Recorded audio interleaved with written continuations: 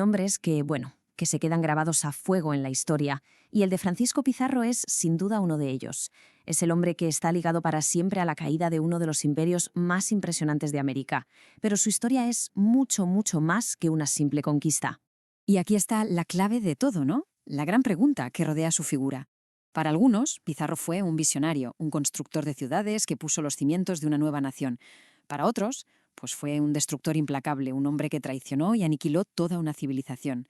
¿Cómo puede una sola persona encarnar dos ideas tan radicalmente opuestas?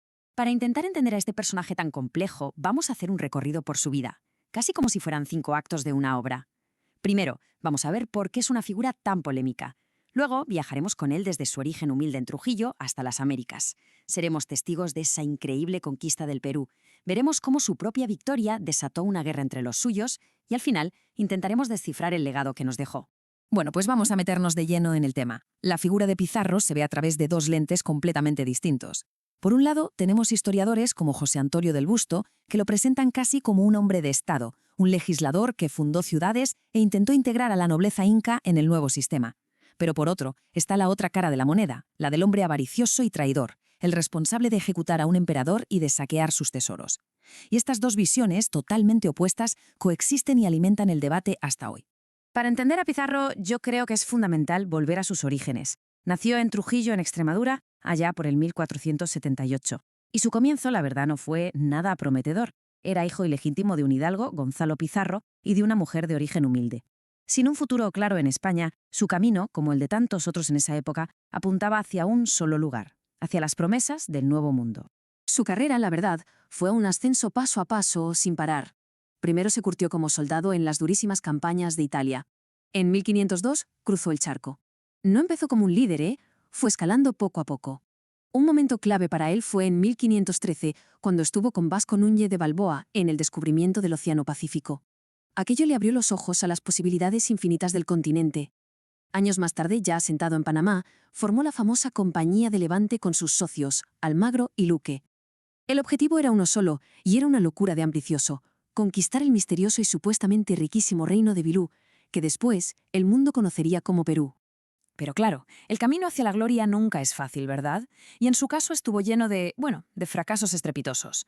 En 1526, después de 2 años de expediciones que habían sido un desastre, la moral de sus hombres estaba por los suelos.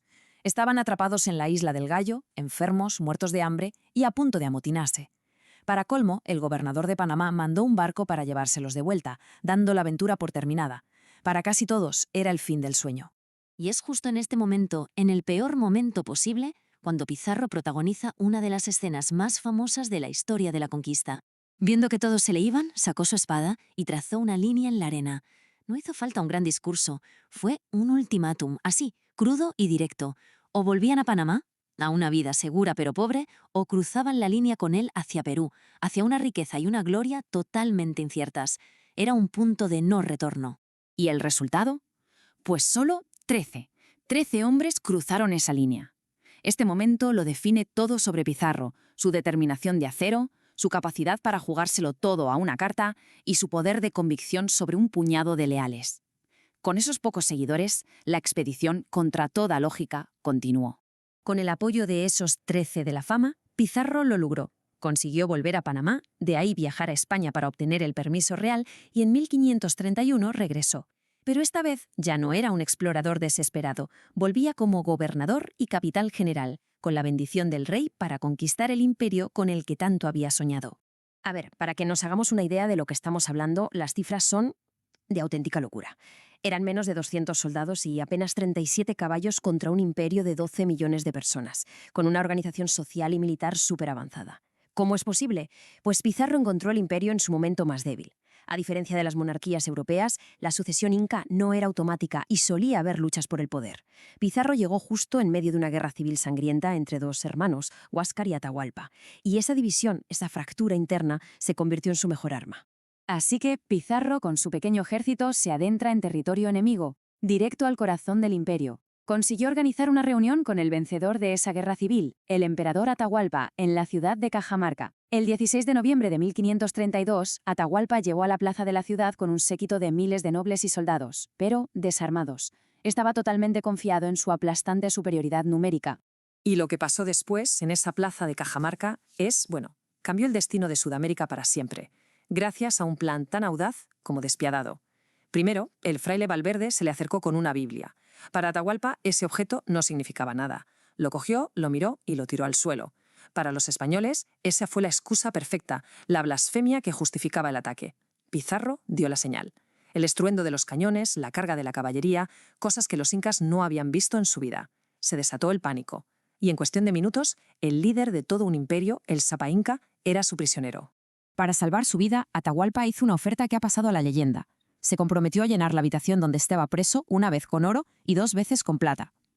Durante meses no dejaron de llegar caravanas de llamas desde todos los rincones del imperio, cargadas de tesoros. Se juntó una cantidad de riqueza que es difícil de imaginar. 84 toneladas de oro. Se considera el mayor rescate pagado en toda la historia de la humanidad.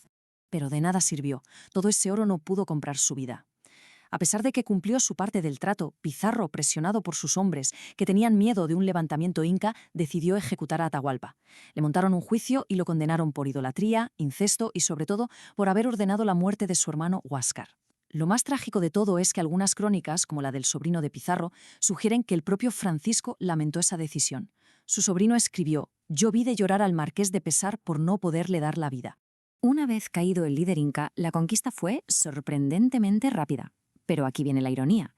La misma riqueza que los unió ahora los iba a destruir. La codicia y las peleas por el reparto del botín y del poder enfrentaron a los que antes habían sido socios. La conquista del Perú se acabó, pero empezó la guerra de los propios conquistadores. Y el choque de trenes principal fue entre Pizarro y su socio de toda la vida, Diego de Almagro. El problema giraba en torno a quién tenía el control de la riquísima ciudad de Cuzco, la antigua capital inca. Lo que empezó como una pelea legal acabó en una guerra abierta.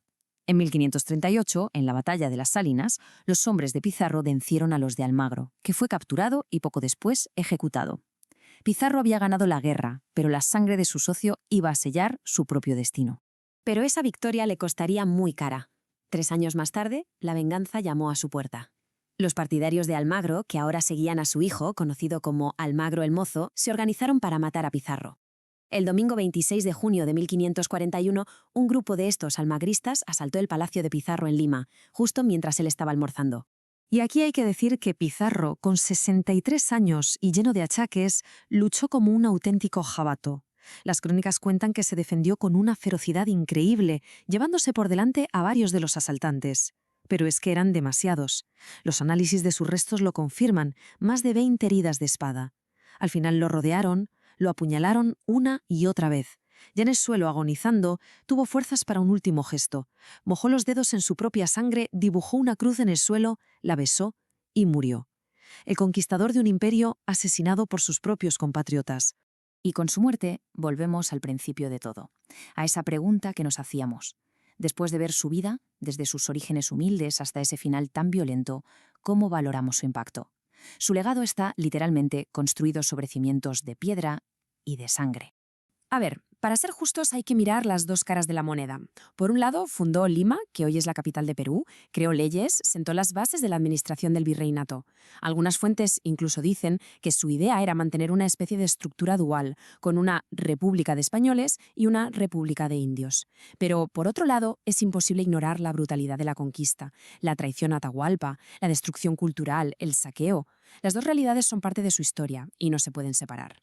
Al final, como veis, la historia de Pizarro no es de blanco o negro. No hay respuestas sencillas. Fue un hombre de su tiempo, sí, movido por una ambición sin límites, una valentía que nadie le puede negar y a menudo una crueldad muy calculada.